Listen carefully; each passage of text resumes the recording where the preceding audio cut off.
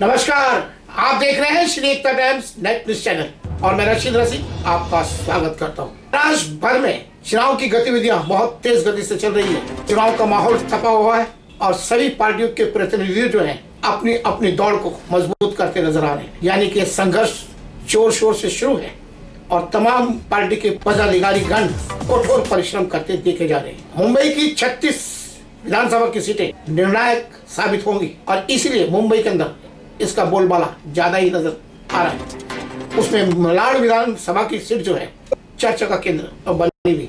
कारण भी स्पष्ट है क्योंकि मलाड विधानसभा के अंदर दिग्गजों के बीच में आपसी जंग हो रही है सीट को लेकर। कारण भी साफ है क्योंकि महाराष्ट्र प्रदेश के दमदार अल्पसंख्यक समाज ताल्लुकात रखने वाले असलम शेख इस क्षेत्र के विधायक रहे हैं और लगातार जीतते रहे और मंत्री भी बने और उन्होंने कई उल्लेखनीय कार्य किए जिस कारण उनका नाम चर्चा केंद्र बना। उनको टक्कर देने के लिए इस वक्त विनोद शेलार जो पूर्व स्थायी समिति अध्यक्ष रह चुके हैं, पूर्व नगर सेवक रह चुके हैं और उनको पास काम का लंबा चौड़ा अनुभव है, महायुति की ओर से उनको उम्मीदवार बनाया गया है। उसी बीच में जो जमीन से जुड़े लोग होते हैं यानी कि नेता होते हैं, जो जनता चाहती है उनकी आवाज को कोई बुलंद करे, ऐसे नेता भी वहां सक्रिय है और उन्होंने इन दिग्गजों की नींद हराम कर दी है। यूँ कह सकते हैं कि जिनको हमेशा ही बड़े नेताओं द्वारा नजरअंदाज किया जाता रहा है वही नेता उनकी आंख में किरकिरी बनते नजर आ रहे हैं।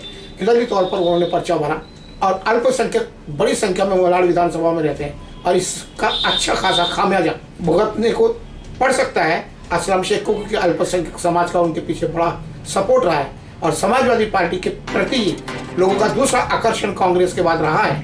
और समाजवादी पार्टी की जो सादिक पठान है उन्होंने मजबूती से खुद की उपस्थिति दर्ज करा दी है और सभी धर्म मजहब के लोग उनको कंधे से कंधा मिलाकर सपोर्ट कर रहे हैं और उनकी रैली में बड़ी संख्या में उपस्थित होते दिखाई दी है। तो सादिक पठान का स्पष्ट कहना है कि हम समाज सेवा के रूप में समाज में उतरे हैं और उसी दिमाग लक्ष्य को रखकर हमने अपनी भूमिका को अंजाम दिया।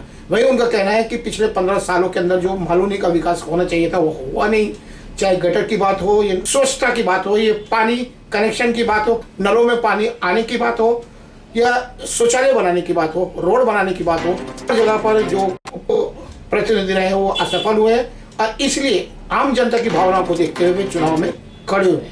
इस प्रकार का उनका कहना है और इन्हीं का जवाब देने के लिए वो उनके जो चुनाव चिन्ह है वो निर्दलीय तौर पर खड़े हुए हैं और उनका जो चुनाव चिन्ह है वो है जहाज। लोगों को मझधार में फंसे हुए देखकर सादिक पठान ने अपनी नाव लाई है, ऐसा उनका कहना है कि वे उन्हें मंजिल तक पहुंचाएंगे और मंजिल तक वो कितना पहुंचाते हुए तो आने वाला वक्त बताएगा। लेकिन उसके पहले रशीद रशीद ने सादिक पठान का इंटरव्यू लेकर तमाम मुद्दों पर बातचीत की है क्योंकि उनको इस चुनाव के बीच में जहाज लेकर मैदान में उतरना पड़ा है। आखिर इसके पीछे की सोच क्या है?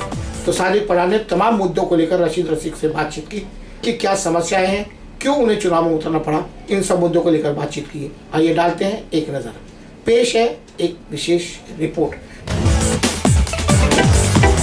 मंजिले लाख कठिन आए गुजर जाऊंगा, हौसला हार कर बैठूंगा तो मर जाऊंगा। मझधार में बैठे हैं मेरे लोग राह देखकर, मैं अगर खड़ा रहूंगा तो कैसे डूबते हुए देख पाऊंगा। जहाज लेकर निकला हूँ उन फंसे हुए जिहादों के लिए, जन जन तक बात पहुंचानी है, हवाओं का रुख मोड़कर बात अपनी मनमानी है। सादिक पठान जी क्या कहना चाहेंगे? अच्छे खासे लोग आपके रैली में उपस्थित हुए थे, क्या कहना चाहेंगे? देखिए, लोग अपने मन से अपनी मर्जी से मेरे साथ आ रहे हैं। लोगों को ये कहना है कि सादिक भाई आप अच्छे काम करते हो, तुम हमारे लिए आगे बढ़कर इलेक्शन लड़िए और आगे आइए और हमारा काम करिए। तो मैं भी यही सोचा कि मैं जो अपने पास से जो काम करता था तो मैं कितना कर सकता, कितनी समाज सेवा कर सकता। तो मैंने भी ये सोचा कि चलो आओ इलेक्शन लड़के सही काम करे, क्योंकि सही काम हो रहा नहीं है। पानी को ले लो, सही पानी तो वहां से आता है बीएमसी से, लेकिन यहाँ आते आते कुछ और उसमें अंदर डिप मार देते हैं, प्रेशर कम कर देते हैं। कुछ लोगों का 80,000 मतलब किसी भी तरह लूटा जा रहा है। जो एरिया की पब्लिक को परेशान करना है वो एरिया में कनेक्शन पे कनेक्शन मार देते हैं। फिर उधर पानी कम आता है, लोग परेशान होते हैं। हाँ। और कुछ पानी आता है डीप मारने की वजह से कहीं सुराख हो गया तो पानी गंदा हो जाता है। हाँ। बीच में से होता है, बीएमसी से साफ आता है। अच्छा अच्छा, हाँ, इधर से होता है सब, इधर से। बीच में चोर लोग जो है वो करते हैं। तो ये जो है गुंडा राज हो गया। अच्छा अच्छा, हाँ। बोलने जाते हैं तो बहुत सारी बातें, बहुत सारी समस्या है। भरी बारिश में अंबुजवाड़ी वालों को बेघर कर दिया गया, जबकि किराए का मकान वाला भी बारिश के अंदर किसी को खाली नहीं कर सकता। ये लोगों ने तो घर तोड़ दिया।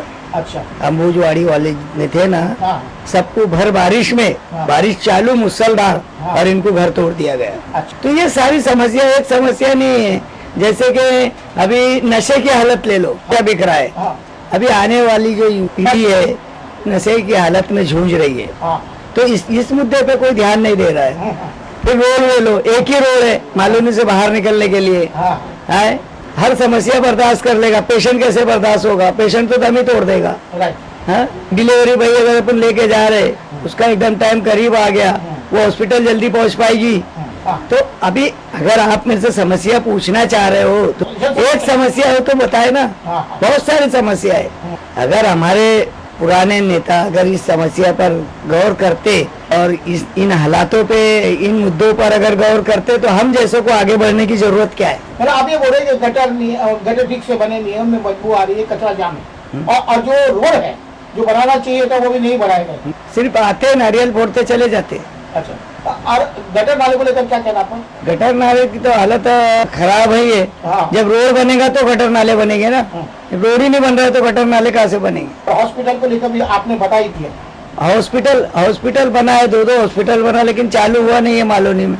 और बाकी हॉस्पिटल जाने के लिए से बाहर निकलने के लिए 1 घंटा लग जाता। हाँ, मालूनी क्या जो क्षेत्र है ये स्लम क्षेत्र है। अब यहाँ पर ये सरकार की बहुत सारी जगह है, बहुत सीजेड की जगह भी है, और लोग शिफ्टिंग मीटिंग कर रहे हैं, लोग घर वर का सब चल रहे हैं। इसमें इस मुद्दे पर आपकी क्या भूमिका है? शिफ्टिंग जैसे धारावी इधर आ रही है। हाँ। अभी आप मुझे ये बोलिए कि यहाँ के लोगों को पूरी सुविधा नहीं है। हाँ। अगर यहाँ से बाहर वालों को भी अगर शिफ्ट कर दिया जाएगा तो यहाँ वालों को तकलीफ ज्यादा हो जाएगी। तो ये पहले यहाँ वालों को सही करिए, फिर बाहर वाले लाइए। तो अगर यहाँ सुविधा 15 साल राज करने पर भी नहीं है तो इसका कसूरवार कौन है? ना, जो स्थानिक है वही है। ये शौचालयों की समस्या भी सामने उभर कर आई, क्या करना चाहिए? देखिए, बाथरूम जो है कहीं बन चुके हैं तो उनकी ओपनिंग नहीं हुई है। हाँ। और कुछ है तो खंडर पड़े हुए खराब हो गए हैं, उसमें कुत्ते बिल्ली बैठते हैं, कुछ नशेली बच्चे बैठते हैं, तो इन पर भी ध्यान नहीं दिया जा रहा है। तो सारी हालत खराब है, सिस्टम ही खराब हो गया, क्या कर सकते? तो जो सुविधा आम आदमी को मिलनी चाहिए वो सुविधा आज तक उपलब्ध नहीं होती, नहीं। ये मानते हैं। तो आप आएंगे तो सब करेंगे? देखिए, मैं अगर बोलूंगा तो पूरा दिन पास हो जाएगा, इतनी सुविधा है। ठीक है। ये मेरा छापा हुआ है, हाँ। ये पॉम्पलेट है, इसमें मैंने अपने सारे मुद्दे लिख दिया है। हाँ। और ये मैं घर घर लोगों को बताऊंगा हाँ। और ये जागरूक करूंगा, और मैं इसकी गारंटी देता अच्छा। कि मैं ये करूंगा। अच्छा, इसलिए मैं आगे बढ़ा, क्योंकि मैं अपने पास से इतना नहीं कर सकता। जनता के बोलने पे ही मैं आगे बढ़ा, क्योंकि जनता चाहती है हाँ। कि सादिक पठान के पास जो भी समस्या लेके छोटी मोटी वो पूरी होती है, तो जाहिर सी बात है हाँ। आने के बाद में बड़ी बड़ी समस्या भी पूरी होगी।